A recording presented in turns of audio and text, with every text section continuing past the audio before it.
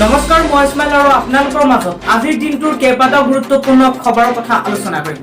গতিকে ভিডিঅ'টো সম্পূৰ্ণকৈ চাই থাকিব আৰু যদি প্ৰথমবাৰ আপুনি এই চেনেলটোত আহিছে চেনেলটো সাবস্ক্ৰাইব কৰাৰ লগতে ভিডিঅ'টো লাইক কৰিব। আহক আমি আজিৰ খবৰকেইটা জানিম।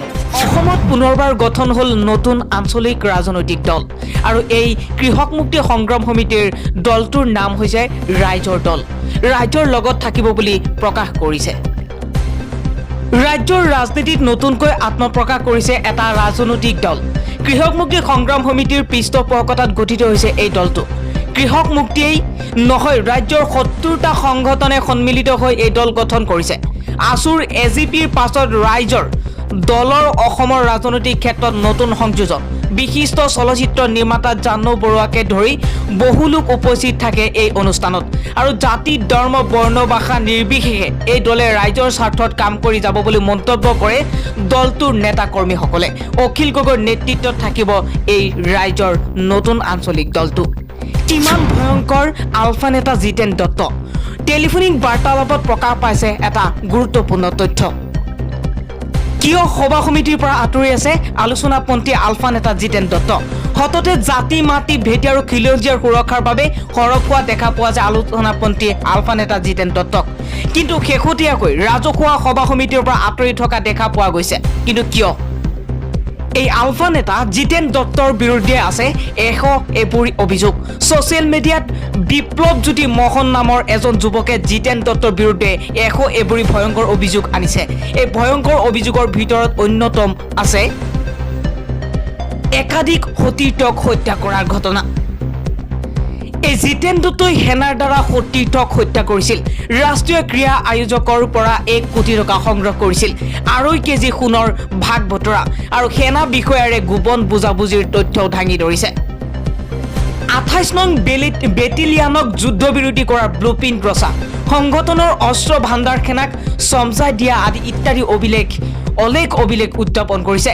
বিপ্লৱজ্যোতি মোহনে ছ'চিয়েল মিডিয়াত এনে ভয়ংকৰ অভিযোগ উত্থাপন কৰি দিয়াৰ লগে লগে জিতেন দত্তই ৰাজমেলৰ সন্মুখীন হ'বলগীয়া আহ্বান জনাইছে। আৰু ইয়াৰ পিছৰে পৰা ৰাজহুৱা অনুষ্ঠানৰ পৰা আঁতৰি থাকে আলফা নেতা দত্ত। কিন্তু গোপনে বিপ্লৱজ্যোতি মোহনক মেনেজ কৰিবলৈ চেষ্টা কৰাৰ এক টেলিফোনিক ৰেকৰ্ডিং শেহতীয়াকৈ ৰাজহুৱা হৈছে। টেলিফোনিক ৰেকৰ্ডিংটোত জিতেন দত্তৰ কণ্ঠত শুনা যায়, মই কি কৰিম নকৰিম একো বুজি পোৱা নাই। মানসিকভাৱে মই ভাগি পৰিছোঁ। ঘৰতো অশান্তি হয়। মই ভুল কৰিছিলোঁ। নিজাকৈ বহু সিদ্ধান্ত লৈছিলোঁ। সেয়া আজি মোক সংগ দিয়া নাই সংগঠনে। ইমানতে ৰৈ নগ'ল জিতেন দত্ত। নিজৰ অতীতৰ কথা অচিনাক্ত বন্ধুজনক টেলিফোন কৰি দত্তই ক'লে, বিপদকালত মোক সংগঠনে সহায় কৰা নাই। মোৰেই ভুল। মই সংগঠনটোৰ বিৰুদ্ধে মাত মাতিছিলোঁ। নিজকে মই বৰ ডাঙৰ বুলি ভাবিছিলোঁ। এতিয়া মোৰ বিপদকালত হয়তো কোনেও সহায় কৰিবলৈ আগবাঢ়ি অহা নাই। মৃণাল হাজৰিকা চাৰুনিমাত বিজয় চাইনিজে সকলো জানে, কিন্তু এষাৰো মাত নামাতিলে। জিতেন দত্তই অভিযোগকাৰী বিপ্লৱজ্যোতি মোহনক মেনেজ কৰিবলৈ অচিনাক্ত বন্ধুজনক কাটৰ অনুৰোধ জনাইছিল এনেদৰে, তুমি মোৰ হৈ বিপ্লৱৰ সৈতে কথা পাতা এবাৰ। মোৰ ভুল মই স্বীকাৰ কৰিম তাৰ ওচৰত। সি যেনেকৈ ক'ব মই তেনেকৈ ক্ষমা বিচাৰিম। ইয়াত উল্লেখ কৰিছে, লাগিলে ছ'চিয়েল মিডিয়াৰ আগতো মই ক্ষমা বিচাৰিম। আৰু তাৰ ঘৰৰ ঠিকনা দিলে মই ঘৰত গৈ হ'লেও ক্ষমা বিচাৰিম। কেৱল তুমি তাৰ লগত এবাৰ কথা পাতা। কথাবোৰ ইমানতে শেষ নহয় আৰু আগবাঢ়িব নালাগে। এতিয়া উল্লেখযোগ্য কথাটো হৈছে যে এই এবুৰি অভিযোগক লৈ শ্বহীদ পৰিয়ালবৰ্গই অহা 4 অক্টোবৰত কাকপথাৰত এক ৰাইজমেলৰ আয়োজন কৰিছে। কিন্তু এই ৰাইজমেলত জিতেন দত্ত উপস্থিত থাকিবনে নাই সেয়া সন্দেহজনক। কিন্তু যিয়েই নহওক উচিত শাস্তি দিবই লাগিব। আৰু আন এটা খবৰ হৈছে, এইবাৰ বিশিষ্ট সাহিত্যিক নগেন শইকীয়াৰ এটা মন্তব্য, ভাগ হৈ থাকিলে নহ'ব, এতিয়া সময় সকলো এক হোৱাৰ। আৰু এই কথা স্পষ্টভাৱে কৈছে ডক্টৰ নগেন শইকীয়াই। ৰাজ্যত নতুনকৈ গঠন হোৱা প্ৰতিটো ৰাজনৈতিক দললৈ আহ্বান বিশিষ্ট সাহিত্যিক নগেন শইকীয়াৰ। আৰু নগেন শইকীয়াই এতিয়া উল্লেখ কৰিছে, এতিয়া ভাগ হোৱাৰ সময় নহয়, এতিয়া এক হোৱাৰ সময়। আৰু কিছুদিন ৰ'ব লাগিছিল। আৰু এই কথা অহা 14 অক্টোবৰত আছু আৰু AJYCPৰ নেতৃত্বত গঠন হোৱা নতুন ৰাজনৈতিক দলটোৱে দায়িত্বভাৰ গ্ৰহণ কৰি কাম কাজ আৰম্ভ কৰিব। হয়তো ঐক্যবদ্ধ হোৱাৰ ক্ষেত্ৰতো ভূমিকা গ্ৰহণ কৰিব। তেনে সময়তে আৰু কিছুদিন অপেক্ষা কৰা হ'লে ভাল আছিল।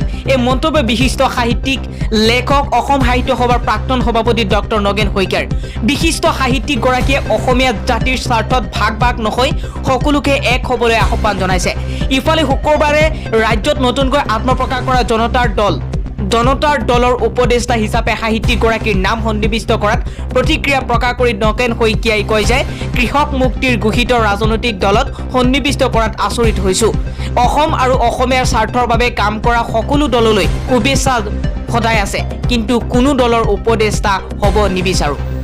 আৰু আন এটা খবৰ হৈছে অসমৰ লগতে উত্তৰ পূৰ্বাঞ্চলতো হ'ব পাৰে ধাৰাসাৰ বৰষুণ। পুনৰ অসমৰ লগতে উত্তৰ পূৰ্বাঞ্চলৰ ৰাজ্যৰ বিভিন্ন ঠাইত 24 ঘণ্টাৰ ভিতৰত পাতলীয়া বৰষুণ অহাৰ উপৰিও অহা 6 অক্টোবৰ পৰ্যন্ত ধাৰাসাৰ বৰষুণ হোৱাৰ সম্ভাৱনা সদৰি কৰিছে বৰঝাৰ স্থিত আঞ্চলিক বতৰ বিজ্ঞান কেন্দ্ৰই।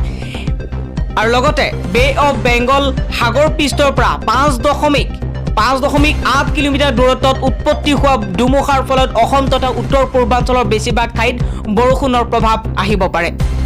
আৰু এবাৰ এছআই পৰীক্ষাৰ প্ৰশ্ন কাকত কেলেংকাৰী সন্দৰ্ভত ডিব্ৰুগড়ত দুজনক গ্ৰেপ্তাৰ কৰিছে। এছআই পৰীক্ষাৰ প্ৰশ্ন কাকত কেলেংকাৰী সন্দৰ্ভত ডিব্ৰুগড়ত দুজনক গ্ৰেপ্তাৰ কৰিছে।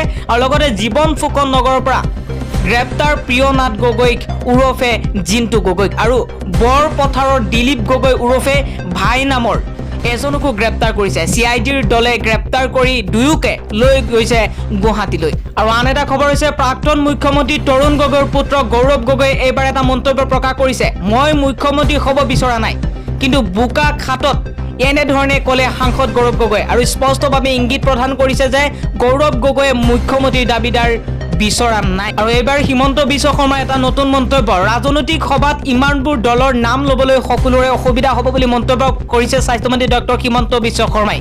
কিন্তু কিয় এনেধৰণৰ মন্তব্য কৰিছে, হয়তো অসমত বহুত নতুন ৰাজনৈতিক দল গঠন হ'ব, সেই কথাৰ বাবে তেওঁ এনেধৰণৰ মন্তব্য কৰিছে। যিয়েই নহওক ৰাইজৰ স্বাৰ্থত যদি এই নতুন আঞ্চলিক ৰাজনৈতিক দলবোৰে কাম কৰি যায়, নিশ্চয় এই দলৰ লগত ৰাইজ সদায় থাকিব।